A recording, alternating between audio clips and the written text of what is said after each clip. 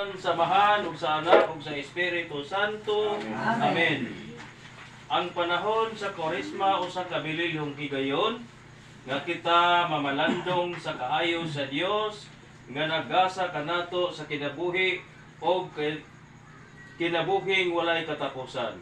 Aron kining kinabuhi magdala kanato sa kinabuhing walay katapusan, kinahanglan ipaambit nato kini sa uban.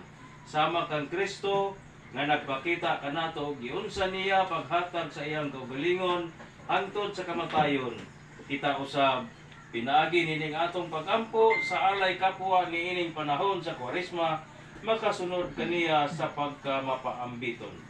Karon sa makausa pangayoon ta ang kapasayloan sa atong mga sala, hilabi na sa atong pagkahikalimot sa atong paghigugma sa uban. Ginoo, sa makadaghan kami nahikalimot kanimo kay among giuna ang among kinakaugalingong kaayo. Ginoo, maluoy ka tanan. Ginoo,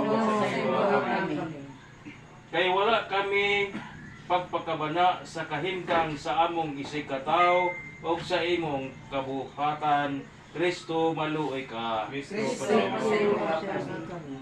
Sa among walay pagpanumbaling sa kahimtang sa among nasod nga nagungaw sa kagubot, Ginoo, maluoy ka. Ginoo, kaluyan ta kita sa atong Dios nga maluloyon, ligunon sa atong mga pagpanlimbasog sa pagbag-o o giyahan kita sa buhat ug maayo. Amen.